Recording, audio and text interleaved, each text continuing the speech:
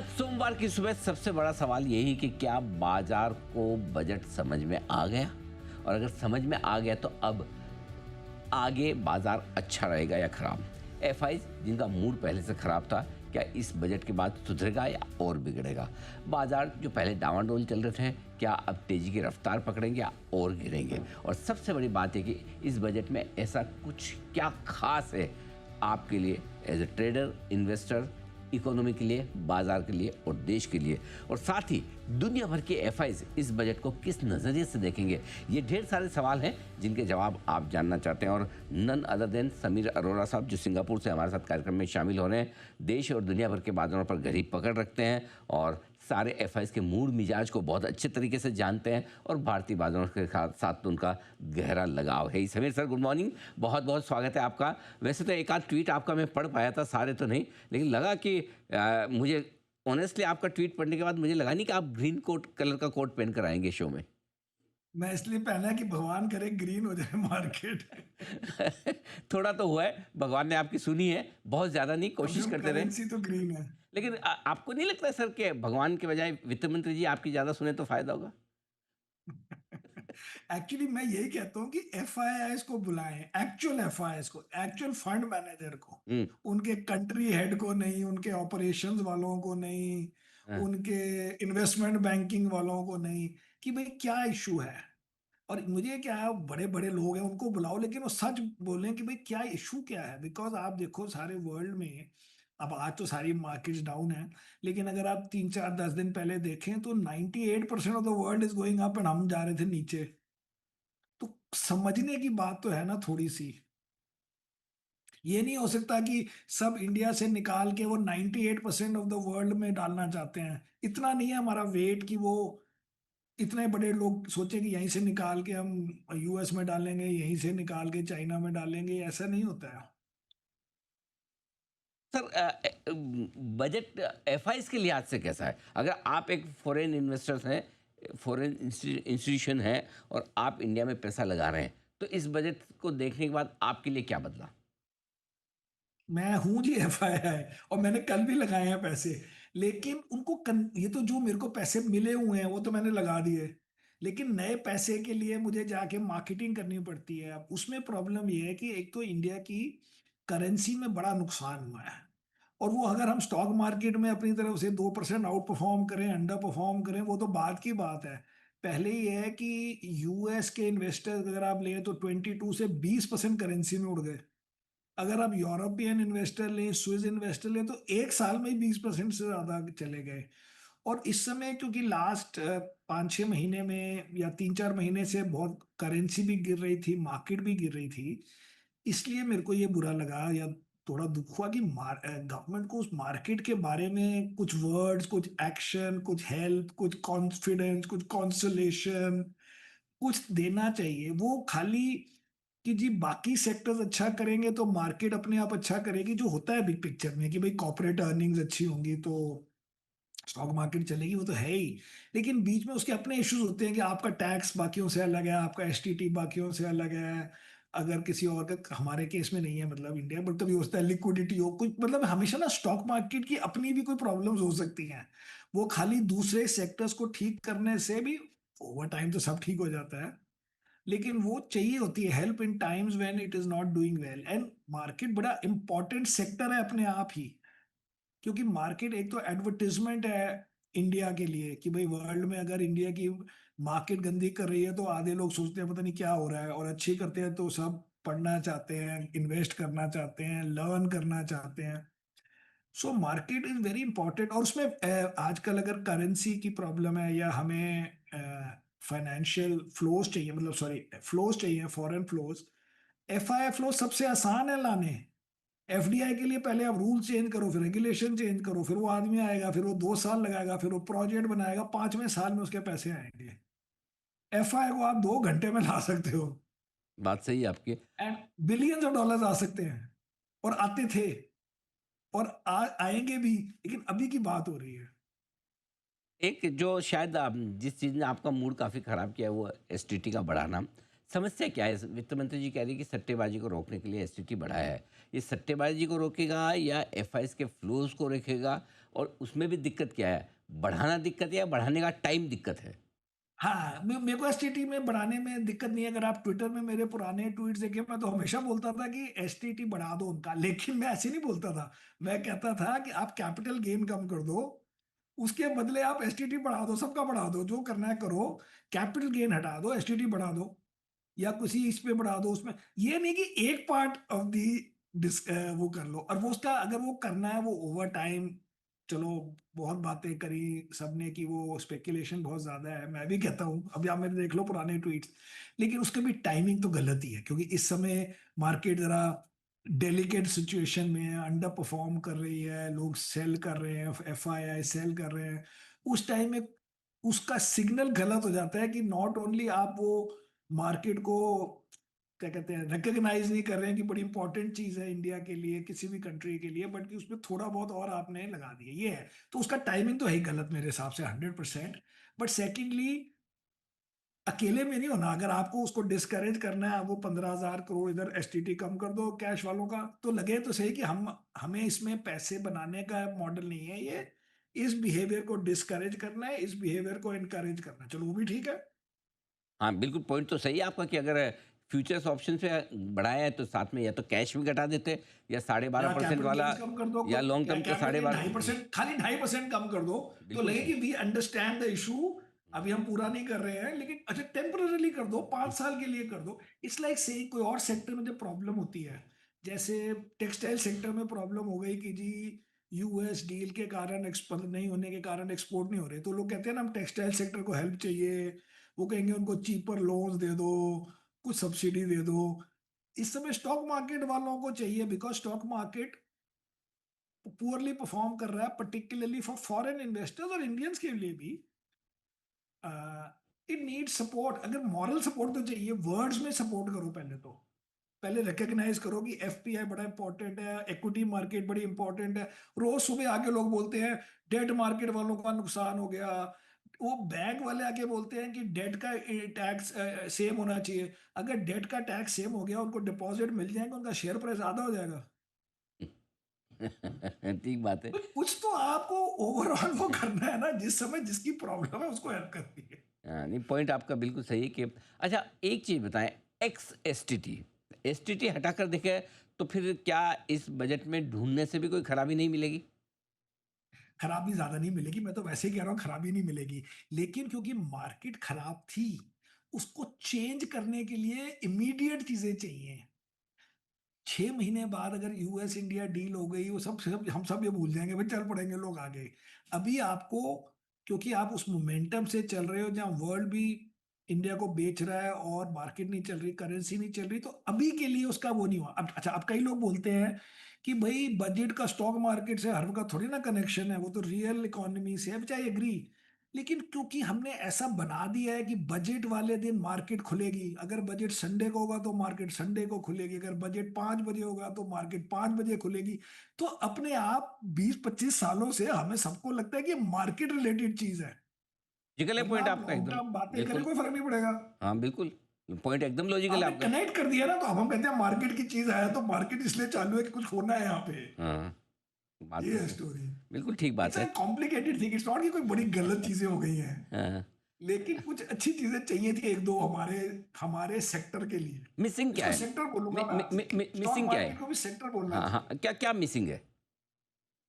Missing यही है ना कि जो प्रॉब्लम है, वो प्रॉब्लम ये है कि एफपीआई के पैसे नहीं आ रहे। हाँ। एफपीआई का टैक्स जो है वो, जब से आप देखो 2018 से आज तक, अगर आप टोटल एफपीआई फ्लोज देखो, और 2018 से पहले के 5-10 साल के एफपीआई फ्लोज देखो, वो 5 टाइम्स होंगे वो।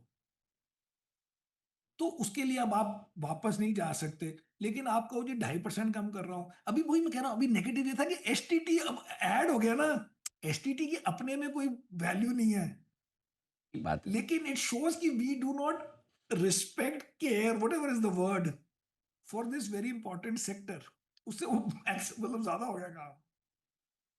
तो थोड़ा-सा मूड माहौल उस वज़ह से हुआ। आपने कहा कि आपने कहा कि 6 महीने बाद ट्रेड डील हो जाएगी तो मूड वापस सुधर जाएगा। आपने ऐसे अंदाज़ से बोला या वाक़ई में ट्रेड डील होने में 6 नहीं, महीने नहीं, लगने मैं वाले तो हैं? कह रहा हूँ पहले होएगी। मुझे तो लोग कहते हैं पहले हो जाएगी।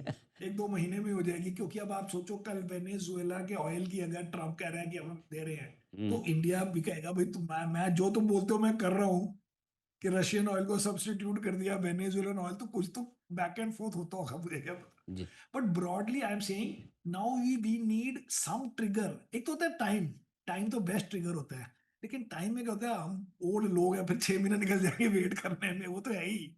वो तो अलग से चल रहा है पैरेलल में, कि भाई एवरी डे चीजें इंप्रूव होती हैं जो गंदी हो रही होती हैं। लेकिन अगर कोई इमीडिएट चीज हो, बजट था, अब बजट के बाद अब I would think because European trade deal is good, लेकिन वो साइन होने में फिर 9-10 महीने 12 महीने लग जाएंगे।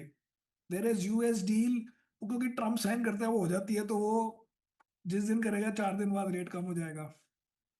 सर ये बताएँ कि बजट के बाद आप क्या कुछ बदलाव कर रहे हैं पोर्टफ़ोलियो में, लॉन्ग शॉर्ट में प्लस पोर्टफ़ोलियो एलोकेशन में कुछ ऐसी चीज़ें हैं या तो लॉन्ग शॉर्ट में आपने कुछ चेंज किया हो या फिर कुछ ऐसे हैं जो इन सेक्टर हाँ जी। पर, इन स्टॉक्स पर एक्सपोज़र कम करें, इधर बढ़ाएँ? मैंने लॉन्ग शॉट में मेरा एक्सपोजर था अराउंड 74-75 नेट। अब वो 59 कर दिया मैंने, और अब मैं बढ़ाऊंगा नहीं ओके। जब तक नेक्स्ट इवेंट नहीं आता। अब चलता रहेगा जो पुरानी हिस्ट्री थी, हुँ, कि आप 55-60 में बैठे हो और दोनों तरफ से भगवान का नाम। हुँ, हुँ। 55-60 तो आपका एग्रेसिव पोर्टफ़ोलियो नहीं हुआ लॉन्ग साइड पर? नहीं, मेरा नहीं, मेरा एवरेज है 50 या 60, क्योंकि इतना नेगेटिव भी नहीं है कि खत्म हो जाएगी। हुँ, हुँ। बट मैंने अपनी एक्सेसिव ऑप्टिमिज्म खत्म कर दी है। यस, सर ये वो बताइए तो आपने ये जो इंडिया में आपका फंड है हेलियस वाला म्यूचुअल फंड, इसमें अभी आपने वो शुरू किया कि नहीं किया फंड एसआईएफ वाला? क्योंकि आप तो लॉन्ग शॉर्ट के नहीं, मास्टर हैं। एसआईएफ जो है ना, वो नए म्यूचुअल फंड्स को अलाउड नहीं है। अच्छा वो 3 उसके साल का लिए शायद ट्रैक रिकॉर्ड अच्छा ओके। उसमें 10,000 करोड़ एवरेज एयूएम होना चाहिए 3 साल के लिए। हाँ, तो नहीं वो तो तो अभी कहाँ। मैं वही सोचा था आपका तो लॉन्ग शॉट में तो मेरे ख्याल से इंडिया के जितने फंड में से उनमें सबसे पहले शुरुआत आप ही ने की है इस तरह की हाँ। हाँ, राइट। तो वो तो आपका गज़ब का अनुभव है। अब ये बताएँ सर कि पोर्टफ़ोलियो में ये तो हो गया चलिए आपकी लॉन्ग शॉट का रेशियो है, लेकिन किस कोई प्रेफ़रेंसेस ऐसे है कोई सेक्टर्स वग़ैरह जो आपको लग रहा है कि अब कम करने चाहिए या जहाँ बढ़ाना चाहिए? नहीं, एक्चुअली फॉर्च्यूनेटली हमारे सेक्टर्स तो ठीक थे, इन द सेंस कि हमारे पास जैसे आज भी ना जो स्टॉक थोड़े बहुत चल रहे हैं वो हमारे पास सारे हैं। 4-5 जो भी 10 स्टॉक भी ग्रीन है। सो मोस्टली स्टॉक्स में इतना चेंज नहीं किया अभी। एनीवे कल ही तो हुई है ये चीज़, तो अब वो हल्के-हल्के एनालिस्ट कुछ निकालेंगे 1-2-4 दिन में। अभी उन्हें उसमें कुछ नहीं चेंज किया, बल्कि by the way just to tell you, कल सुबह भी हमने स्टॉक खरीदे थे in our long only fund, मेरा ऑफशोर लॉन्ग ओनली फंड मतलब एफआई का, और बजट के बाद भी एक स्टॉक खरीदा था, okay. Which is 197, I can tell you, hmm, थोड़ा-सा। हुँ। सो बट ब्रॉडली खरीदा नहीं उसके बाद, और आज तो कुछ नहीं खरीदा। हुँ, 197 मतलब पेटीएम हमारे दर्शकों की जानकारी के लिए बता दूँ जो समय से बता रहे हैं। अच्छा लेकिन अभी ये उनकी आपके लिए नहीं है, मैं हाँ, वैसे ही बता रहा हूँ, हाँ, क्योंकि लेकिन मैं एक्चुअल बात उनका बता रहा हूँ कि हम हाँ, कल भी ले रहे थे स्टॉक्स। ये ठीक नहीं है बात कि उन बंद करके दुकान हाँ, चले गए। उनकी तरफ से बट ब्रॉडली हाँ, रिकमेंडेशन नहीं है वो ध्यान में रखें। लेकिन अब समझ में आया समीर सर मैं कल डेटा पढ़ रहा था, लोकल फंड ने 15,000 करोड़ का बाय किया, 15,000 करोड़ के आसपास का सेल किया, नेट-नेट 600-700 करोड़ की सेल थी। नेट-नेट 600-700 करोड़ की सेल एफआईज़ की भी थी कल। लेकिन एफआईज़ का बाय था 600 करोड़ सेल था 1200 करोड़। तो मतलब इसमें आपका कंट्रीब्यूशन है, अब समझ में आया। मेरा मेरा सेल में कैश में नहीं होगा, सेल में तो फ्यूचर में ही था, कुल मिला के 1800 करोड़ का एक और वॉल्यूम बाय था। में कैश में था थोड़ा बहुत। तो 1800 करोड़ के वॉल्यूम में जो एफआईज़ हिंदुस्तान में का दिल अपने अंदर रखने वाले जो समीर सर है, वैसे कुछ-कुछ और होंगे, उन्हीं का 1800 करोड़ का वॉल्यूम है, बाकी सब जो आराम बेचारे संडे को भी काम करने को तैयार थे। एब्सोल्युटली मैं समझ सकता हूँ कहाँ से वॉल्यूम आया एफआईज़ के, अब समझ रहा हूँ। जी, अच्छा ये बताएँ सर अब आगे डायरेक्शन क्या है? क्योंकि अ, अब नियर फ्यूचर में कोई ऐसी बड़ी इवेंट, बड़ा ट्रिगर है नहीं आपके सामने, तो बाज़ार कैसे रहेंगे ये ज़रा समझाइए? इसलिए मैं कह रहा हूँ ना, अब 1-2 महीने निकलेंगे, या तो वर्ल्ड थोड़ा स्टेबलाइज हो और हमारा टाइम निकले, फिर मार्च के रिजल्ट्स आएंगे, फिर अब 1-2 महीने तो गए, उसके बाद देखते हैं इन बिटवीन क्या इवेंट्स होते हैं। अभी तो मतलब लो प्रोफाइल ही रखना पड़ेगा आज के दिन के बाद। सर ये आज जो कोई मेरी सर मेरे को नई बात होगी नहीं करने को 1-2 महीने, आई वुड थिंक, नहीं ठीक बात है, नई बात तो बहुत मिल जाएगी। अनलेस की यूएस डील हो जाए। हाँ, नहीं क्योंकि लेकिन अब क्या समझ आ गई कि वो करेंसी की वीकनेस वगैरह को यूएस डील से बहुत ज्यादा एसोसिएट किया गया। हम पहले सोचते थे कि इतनी बड़ी बात नहीं है, लेकिन अब है तो अब हम अहेड ऑफ द उसमें नहीं जाएँगे। वो स्पिरिट थोड़ा कम हो गया। तभी तो मेरा जो नेट होता है ना, जब वो 70 होता है, दैट मीन मैं बड़ा बुलिश बिहेव कर रहा हूँ, एंड जो मैं करता हूँ, जो मेरी शक्ल से नज़र आता है, वही होता है मेरा। अब मैं ज़रा रिलैक्स्ड मोड में आ गया हूँ कि अब अभी टाइम लगेगा इसमें। हाँ, नहीं वो तो सर आपकी खास बात ही है कि आपके जो मुंह पर है वही दिल में है, और वही दिमाग में भी है। मतलब वो आप आर्टिफिशियल हो ही नहीं सकते, हुए भी नहीं और हो भी नहीं सकते, क्योंकि कुछ कुछ लोगों को गॉड गिफ्टेड ही है। ज़रूरत भी क्या है? जरूरत भी क्या है, वो सही दिन बात। निकल गया, ज़रूरत क्या थी? ठीक बात है। अच्छा सर, एक चीज़ बताएं, वैसे तो बजट के लिए बुलाया था, लेकिन इस पे बात नहीं करूंगा तो कैसे बात होगी। ये हो क्या रहा है सर गोल्ड सिल्वर में? क्या अब क्या माने, गोल्ड सिल्वर का टॉप बन गया है। अब ये जो टॉप बने हैं, 4,20,000 की चांदी, 1,93,000 का गोल्ड, ये कई सालों तक वापस नहीं आएंगे, क्या व्यू है आपका? कुछ पता नहीं जी। मुझे ये पता है कि मैंने बार-बार बोला है कि कई सालों से कि मेरे पास गोल्ड बहुत है। बहुत बहुत भी 10-12% hmm. Of my total, my personal net worth. Hmm. And silver मेरे पास ज़ीरो है, ज़ीरो था, और एक दिन भी ₹1 का नहीं लिया। अच्छा। बिकॉज़ मुझे लगता था कि गोल्ड की कोई लॉजिक है। वो लॉजिक है कि डॉलर डिप्रिसिएशन या ये या वो, या जब से रशिया के साथ रशिया यूक्रेन वॉर हुई, तब यूरोप ने और यूएस ने मिलके रशियन रिजर्व जो वहाँ बैंक्स में पड़े थे, वो सॉर्ट ऑफ कब्जे में कर लिए। तो इसलिए जो बाकी कंट्रीज हैं उनको कंफर्ट नहीं होगा टू बाय यूएस डॉलर, जैसे चाइना और कोई और भी, और सबने थोड़ा थोड़ा कम कर दिया। फिर सबकी टैरिफ वॉर में लड़ाई हो गई, पर्सनल सॉर्ट ऑफ, कि हम क्यों इतना खरीदें यूएस डॉलर। तो वो सब जो भी कहानी है वो गोल्ड की हुई। सिल्वर तो पाइल ऑन है मेरे हिसाब से। सिल्वर है कि जी पुअर मैन्स गोल्ड, लेकिन अब वो इसमें यूज होगा, वो कार में यूज होगा, ईवी में यूज होगा, सोलर में यूज होगा। वो सोलर ही चोरी करके लोग ले जाएंगे अगर सिल्वर इतना महंगा हो गया। तो वो तो मुझे तो कहानी लगती थी। और सेकंड थिंग इज सिल्वर में स्क्वीज हुआ, तो जब स्क्वीज होता है वैसे ही लगता है कि ज्यादा हो गया है। But I have no idea, मैंने आज तक ₹1 का नहीं खरीदा, ना मुझे ₹1 का दुख हुआ कि सिल्वर बढ़ रहा है। गोल्ड मैंने अभी कुछ नहीं बेचा, अभी नहीं बेचूंगा। अब 2-4 महीने तो देखना पड़ेगा कि ये परमानेंट है कि नहीं। लेकिन अगर 5-6 महीने गोल्ड नहीं चला, मैं बेच दूंगा। इतना मैंने कौन सा जिंदगी में गोल्ड लिया था, मैंने ये रशियन वॉर के अराउंड ही लिया है, तब से अच्छे बन गए हैं, बहुत है।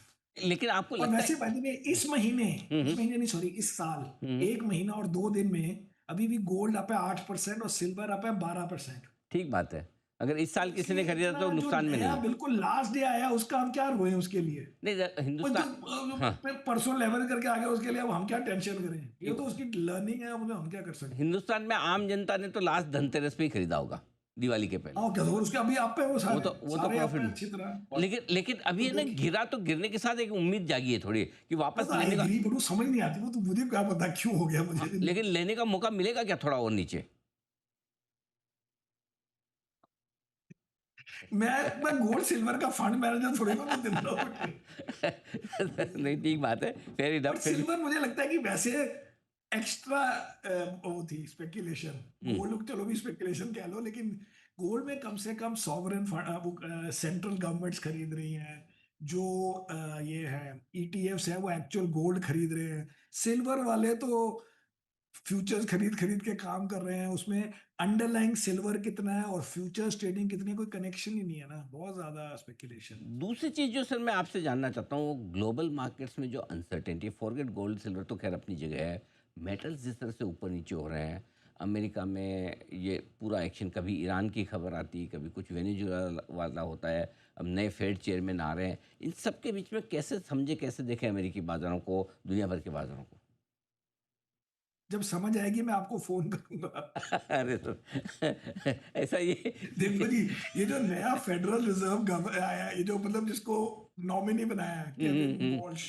हाँ। पहले कॉन्सेप्ट ये था कि ट्रम्प वांट समबडी जो इंटरेस्ट रेट काटे। हाँ। करेक्ट। अब उसने चूज किया केविन वॉल्श को, जो कहता है कि जो यूएस फेडरल रिजर्व की बैलेंस शीट है हम्म।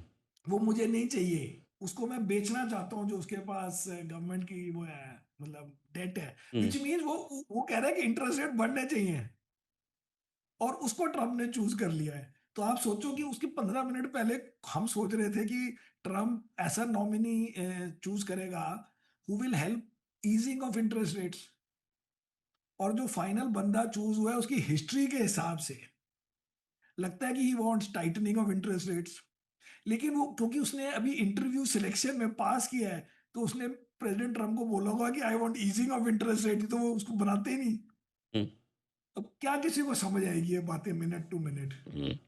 मतलब ये तो वैसा इसमें इसीलिए इसमें ना बिग पिक्चर काम होता है। बिग पिक्चर है कि थोड़े से पैसे यूएस में, थोड़े से रेस्ट ऑफ द वर्ल्ड में, थोड़े से इंडिया में है, बाकी पीछे भगवान जी बैठे हुए हैं, अब आगे चले जाएंगे ऐसे। तो ये तो मतलब ऐसा हो गया कि जॉब के पहले इंटरव्यू देने में ये भी करूँगा, वो भी करूँगा, ऐसा करूँगा, वैसा करूँगा, बाद में अब तो आगे नौकरी मिल गई, अब क्या है? कि कि क्योंकि बात इतना प्रिसाइज मिनट टू मिनट नहीं समझ आ सकती कि चाहते क्या है लोग। ठीक बात है। इसलिए इसलिए लॉन्ग टर्म का ये मोटा माटी चलता है हुँ, कि हुँ, ब्रॉडली ये चीज हो जाती है, कोई एक्सेस नहीं करना। हुँ। अच्छा समीर सर, अब आखिरी सवाल आपसे ये बताओ सर, बजट वजट के बाद और ज़्यादा खराब तो नहीं होगा ना मार्केट? डर लग रहा है सर थोड़ा। देखिए अब क्या प्रॉब्लम हो गई कि अब वर्ल्ड खराब हो गया है। हुँ, आज अगर आप देखो वर्ल्ड खराब हो गया है, इंडियन बजट के कारण नहीं, लेकिन पहले आज देखो कोरिया डाउन है 4%, वो पता नहीं हांगकांग डाउन है, ये डाउन है, यूएस फ्यूचर्स डाउन है। अब जब वो चल रही थी मार्केट, तो हम कहते थे कि इंडिया क्यों नहीं चल रहा। अब वो गिर रही है, ये ना कि इंडिया फिर साथ गिरने लग जाए। तो इसी चीज के लिए मार्केट एक अलग चीज होती है। आप प्रेसिडेंट ट्रम्प को जो बोलते हैं वो मार्केट को अलग देखता है कि भाई इसको अलग से, वो ये नहीं उसको सोचता कि हम ना किसी कंपनी का हेल्प कर देते हैं तो स्टॉक मार्केट हेल्प हो जाएगी ना। Stock market needs direct confidence, direct support, direct boosting. तो अभी मुझे भी नहीं पता जी, इसलिए मैंने बोला था ना कि मैं वो 60 नेट को भी मैंने तो अपनी तरफ से 1-2 दिन में से ज्यादा नहीं मैं कर सकता काम। इतना थोड़ा एकदम हो जाएगा कि आप 70 लॉन्ग थे अब 30 शॉर्ट हो जाओ। बट अब 1-2 महीने मुझे लगता है कि थोड़े मुश्किल वाले हैं। यस, ओह! तो थोड़ा-सा मतलब टाइम वाइज़ करेक्शन, थोड़ा कंसोलिडेशन वेट करना टाइम। पड़ेगा। क्या हाँ। होता है रोज सुबह एक्साइटमेंट के साथ नहीं आना कि आज हमने लेना, अभी शांत बैठना पड़ेगा टू सी। मुझे भी नहीं पता इतनी फास्ट मूविंग आइटम्स में कि क्या किया जाए, हुँ, लेकिन you have to back off. ठीक बात है। You have to back off. Wait and watch वाली मोड में रहें, थोड़ा देखें, समझें, आराम से एक्शन ज़्यादा हाँ, करने के बजाय कम कर लें। ये समीर सर आपको कहते हुए दिख रहे हैं। थोड़े से अगले ट्रिगर्स का इंतज़ार करें, ये आपके लिए ज़्यादा बेहतर होगा। समीर सर बहुत-बहुत धन्यवाद आपका। आपने समय दिया बजट पर, बाज़ार पर और पूरे ग्लोबल मार्केट्स पे, थैंक इंक्लूडिंग सोना-चांदी पर। आपने बेबाकी से राय दी, मज़ा आ गया सर। आई थिंक आपसे आपको और मुझे थोड़े ज़्यादा इंटरव्यूज़ करने चाहिए और thank you so much sir. बहुत-बहुत शुक्रिया। आपके लिए हमेशा रेडी जी, thank thank you you. Sir, privilege sir, thank you so much. बहुत बहुत शुक्रिया। इस खास शो में इतना ही, मुझे दीजिए इजाज़त, नमस्कार।